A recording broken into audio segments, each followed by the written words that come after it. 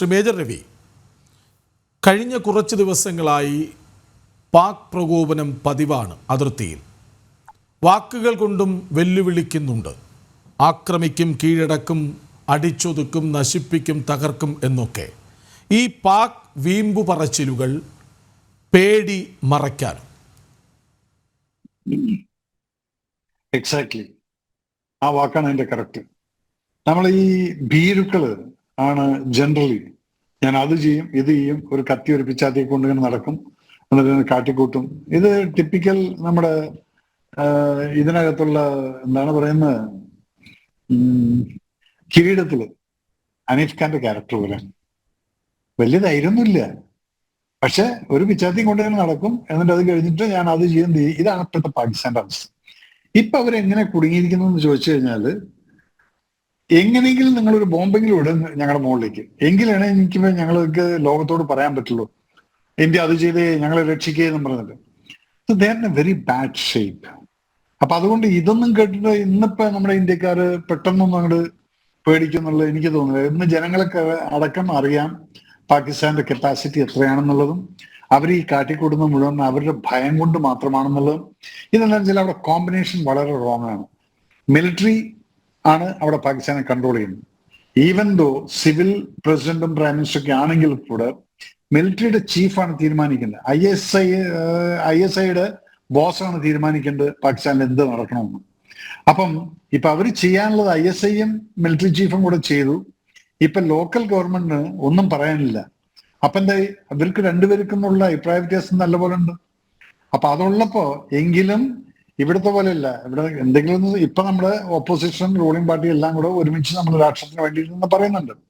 അവിടെ അതുപോലെയാണ് അവർ പറയുന്നത്, ഞങ്ങൾ ഒരുമിച്ച് നിൽക്കുന്നുണ്ടെന്ന് പറയും. പക്ഷെ അവരെല്ലാം ഓടാൻ തയ്യാറായിട്ട് നിൽക്കുകയാണ്. എന്തെങ്കിലും സംഭവിച്ചു കഴിഞ്ഞാൽ the top leaders and the top military guys അവരവിടെ രാജ്യം വിട്ട് അവരവരുടെ പാർട്ടിന് സേഫ് ആയിട്ട് പോകും.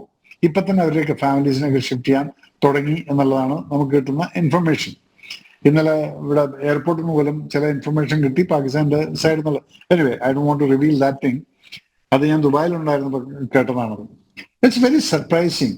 എന്നിട്ടും അവരിത് പറയുന്നത് കേൾക്കുമ്പോൾ നമ്മൾ എന്തിനാണ് ഇന്ത്യക്കാർ ഇതിനെ വറിയാവുന്നത്? We don't have to be bothered at all.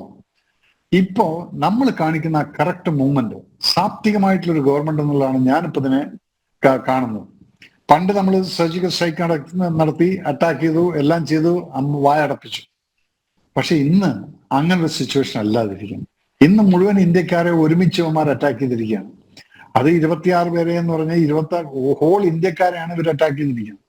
അപ്പൊ അതെല്ലാം മറുപടി കൊടുക്കുന്നത് വെറും ഒരു സർജിക്കൽ സ്ട്രൈക്കിൽ കൊണ്ടുപോയിട്ട് അവരുടെ മിലിറ്ററി ക്യാമ്പ് തകർത്തുകൊണ്ട് മാത്രമായില്ല. അവന്റെ ഫുൾ പാകിസ്ഥാൻ അടക്കം എഫക്ട് ആവുന്ന രീതിയിലുള്ള ഒരു അറ്റാക്ക് ആയിരിക്കണം. അത് ആയുധപരമായിട്ടാവണമെന്നില്ല. അതല്ലാതെ തന്നെ ഫൈനാൻഷ്യലിയും അവരുടെ ഇപ്പൊ ഈ വെള്ളം നിർത്തി അല്ലെങ്കിൽ അത് നിർത്തി, ഇതെന്താണ്, അവരെ ഓരോരുത്തരെയും ഓരോരോ വ്യക്തികളെയും രക്തം ചിന്താതെ തന്നെ അവരെ പറഞ്ഞിട്ടല്ല കൊണ്ട് പഠിപ്പിക്കുകയാണ്. ഞങ്ങളോട് കളിച്ചു കഴിഞ്ഞാൽ ഈ കളിയും ഞങ്ങൾക്ക് അറിയാം, ഇതിന് ഞങ്ങൾക്ക് വെടിവെക്കാനോ അല്ലെങ്കിൽ നിങ്ങളുടെ തല ഇറക്കാനോ ഇതിന്റെ ഒന്നും ആവശ്യമില്ല. അതില്ലാതെ തന്നെ നിങ്ങളെ തന്നെ അത്രയും ഫോഴ്സ് ചെയ്തുകൊണ്ട് നിങ്ങൾ തന്നെ സൂയിസൈഡിന്റെ ഒരു അവസ്ഥയിലോട്ട് കൊണ്ടുവരും. അതും ഒരു വാറിന്റെ ഒരു സ്ട്രാറ്റജിയാണത്. അപ്പൊ അത് നടക്കുന്നുണ്ടെങ്കിൽ അതുകൊണ്ടാണ് ഇന്ന് ലോകരാഷ്ട്രങ്ങളുടെ മുന്നിൽ ഇന്ത്യയുടെ ആ റെസ്പെക്ട് അവിടെ നിൽക്കുന്നത്. കാരണം റഷ്യ അടക്കം ഓപ്പൺ ആയിട്ട് പറഞ്ഞു we are with you Modiji എന്നുള്ളത്. ആ മോദിയോട് we are with you Modi എന്നുള്ളതാണ് റഷ്യയുടെ ആ ഒരു സന്ദേശം അവിടെ നിന്ന് വന്നിരിക്കുന്നത്. വൈ? ബിക്കോസ് റഷ്യക്കും അറിയാം ഇന്ന് യുക്രൈനുമായിട്ടുള്ള യുദ്ധം തുടങ്ങി വെച്ചു 2 വർഷം മുന്നേ. പക്ഷെ അതിന് ശേഷമുള്ള അതിപ്പോ നിർത്താൻ പറ്റുന്നില്ല. അങ്ങനെ ഒരു അവസ്ഥയിലാണ് ഒരു രാജ്യം നിൽക്കുന്നത്. അപ്പൊ അവരും ചിന്തിക്കുന്നുണ്ടായിരിക്കും ഒരു യുദ്ധം ഇന്ത്യ തുടങ്ങി വെച്ചു കഴിഞ്ഞാൽ ഒരു പക്ഷേ ഇത് പാകിസ്ഥാനിന് ഫിനിഷ് ആയിരിക്കും. പക്ഷെ ഈ സമയത്ത് അതേ സമയത്ത് തന്നെ പല സൈഡിൽ നിന്നുള്ള ബംഗ്ലാദേശ് സൈഡ് നമ്മൾ നോക്കണം, അവരെന്താണ് അവരെങ്ങനെയാണ് ബിഹേവ് ചെയ്യാറില്ല. ചൈന ബോർഡർ നമ്മൾ നോക്കണം. ഇതൊക്കെ നോക്കിക്കൊണ്ട് തന്നെയാണ് നമ്മുടെ ഗവൺമെന്റ് വളരെ സാത്വികമായിട്ട് മെച്ചൂർഡായിട്ടുള്ള തീരുമാനങ്ങളാണ് എടുക്കുന്നത്. അല്ല നമ്മുടെ മനുഷ്യന്റെ വികാരം മാത്രം നോക്കിക്കൊണ്ട് ഇപ്പൊ പോവും അടിക്കും അല്ല. ആ അടി ചിലപ്പം തിരിച്ചടി കിട്ടാതിരിക്കാനാണ് എല്ലാ പഴുതുകളും അടച്ചുകൊണ്ട് എന്നിട്ട് ആക്രമിക്കും. പറയില്ല, ആക്രമിക്കുമ്പോൾ അടി കിട്ടുമ്പോൾ മാത്രമാണ് ഇനി പാകിസ്ഥാൻ അറിയില്ല. പക്ഷെ ഇപ്പൊ തന്നെ അറിയാം പാകിസ്ഥാൻ അടി കിട്ടിക്കൊണ്ടിരിക്കുകയാണെന്നുള്ളത്.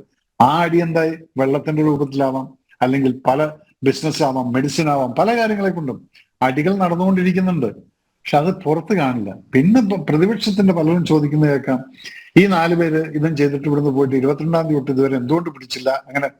ഇതെല്ലാം നിങ്ങളോട് ഇപ്പം പബ്ലിക്കിന്റെ അടുത്ത് പറയാൻ പറ്റില്ല. ബിക്കോസ് ഒരു പട്ടാളക്കാരനെ സംബന്ധിച്ചിടത്തോളം ഞാൻ അനുഭവിച്ചിട്ടുള്ളതാണ്, ഈ ജീവനോടെ പിടിക്കുക എന്ന് പറയുന്നത് അത് വലിയൊരു ഹെർക്കുലിയൻ ടാസ്ക്കാണ്. കാരണം മറ്റവൻ മരിക്കാൻ തയ്യാറായിട്ട് നടക്കുകയാണ്, നമ്മൾ അവനെ ജീവനോടെ പിടിക്കണം എന്ന് പറഞ്ഞാൽ നമ്മുടെ കയ്യിലിരിക്കുന്ന വെപ്പൺസ് യൂസ് ചെയ്യാൻ പോലും പറ്റില്ല, അവനെ ജീവനോടെ പിടിക്കണം. അപ്പൊ ഇതൊരു വളരെ ഡിഫിക്കൽട്ട് ടാസ്ക്കാണ്. ഞാനിത് രാജീവ് ഗാന്ധി കേസിനകത്ത് ഞാൻ അനുഭവിച്ചിട്ട വ്യക്തിയാണ്. അപ്പം അത് നടക്കുന്ന സമയത്ത് ഓരോ മൂമെന്റിലും എവിടുന്നെല്ലാം എന്തെല്ലാം ഇന്റലിജൻസ് കിട്ടിക്കഴിഞ്ഞാലും ഇത് പത്രക്കാരോടോ അല്ലെങ്കിൽ പരസ്യമായിട്ട് പലരോടും പറയേണ്ട ആവശ്യമില്ല. ഇന്ന് അവിടെ ഒരു ജേർണലിസ്റ്റ് പോയിരിക്കുന്നുണ്ട്, എനിക്ക് അതിന്റെ ഏറ്റവും വലിയ പേടി അതാണ്. കാരണം കാർഗിൽ യുദ്ധത്തിൽ ഇവരോട് പലതും പറഞ്ഞിട്ടും പിന്നെയും അവര് GPS യൂസ് ചെയ്തുകൊണ്ട് നമ്മുടെ പല പട്ടാളക്കാരും മരിച്ചു പോയിട്ടുള്ളൊരു ചരിത്രം നമുക്കുണ്ട്. ആ ജേർണലിസ്റ്റിന്റെ പേരാണ് ബർക്കാദത്ത്. അവരിപ്പോഴും അവിടെ കാശ്മീർ. ഇതെന്താണ് വെച്ചാല് നമ്മൾ റെസ്പോൺസിബിൾ. നല്ലൊരു ചർച്ചയിൽ ഞാൻ എന്താ പറഞ്ഞത്, മീഡിയക്കാർ പറഞ്ഞു yes we agree that we will not revealing certain things which is not suppose to be. അതരുത്. അപ്പൊ അതുകൊണ്ട് പ്രതിപക്ഷം ചോദിക്കുമ്പോൾ നിങ്ങളോട് ഇത്രേ പറയാനുള്ളൂ, എല്ലാ കാര്യങ്ങളും നിങ്ങളോട് പറഞ്ഞോളണമെന്നില്ല. എന്തുകൊണ്ട് അവരെ പിടിക്കാൻ വേണ്ടി ഇത്രയും സമന്വയത്വം പാലിക്കുന്നു എന്ന് പറഞ്ഞാൽ അവരിൽ നിന്ന് പല ഇൻഫർമേഷൻ കിട്ടും. Who is behind this? ഇത് വെറും ഒരു ലഷ്കർ എ തോയ്ബയുടെ അറ്റാക്ക് മാത്രമാണോ, അതോ Pakistan sponsored with support of China? ചൈനയ്ക്ക് എന്താണ്, ചൈന ഏറ്റവും അധികം അസൂയപ്പെടുന്ന ഇന്ത്യയോടാണ്.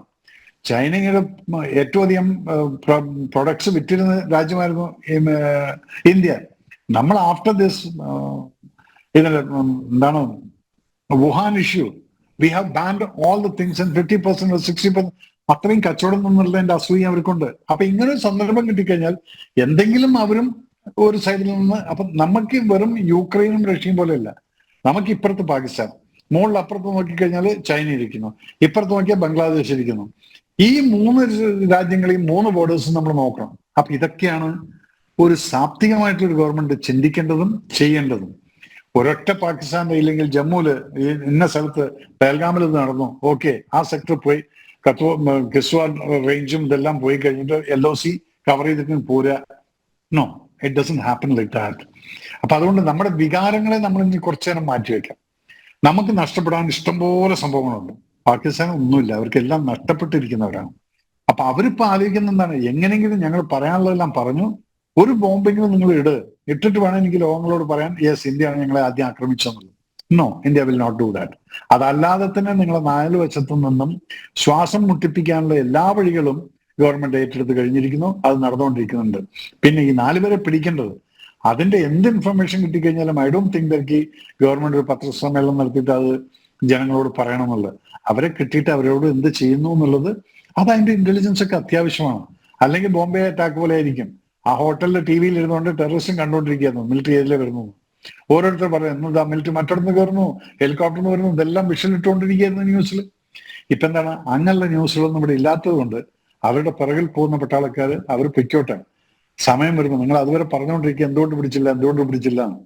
ഇതെന്താ ഇവിടെ കബഡി കളിയല്ല, അത് ശ്വാസം കബഡി എന്നും പറഞ്ഞു പോയിട്ട് അപ്പുറത്തോട്ട് തന്നെ തൊട്ടിട്ട് വരുന്നതല്ല. ഇതിന്റെ സ്ട്രാറ്റജികളും പല കാര്യങ്ങളും ഉണ്ട്. അപ്പൊ പാകിസ്ഥാൻ എന്ത് പറഞ്ഞാലും ശരി അവരിനി പറഞ്ഞുകൊണ്ടിരിക്കും, കരഞ്ഞുകൊണ്ടിരിക്കും, എല്ലാം ചെയ്യും. പക്ഷെ അത് കേട്ടിട്ട് ഇന്ത്യ പ്രൊവോക്ക് ആവേണ്ട ആവശ്യമില്ല. അടിക്കുമെന്ന് പറഞ്ഞാൽ നമ്മ വാടാന്ന് പറയാം, നോ, നമ്മൾ നോക്കിച്ചിരിക്കുക. Because when you know that what you are, you just smile at him, because you know that you will be the person who will be making the last movement എന്നുള്ളത്, attack എന്നുള്ളത്. ആ അറ്റാക്കിന് വേണ്ടിയിട്ട് തന്നെയാണ് അതിപ്പോ നടന്നുകൊണ്ടിരിക്കുന്നുണ്ട്. അത് തന്നെയല്ലേ പറയാം, നിങ്ങൾക്ക് എഫക്റ്റ് ആവില്ല.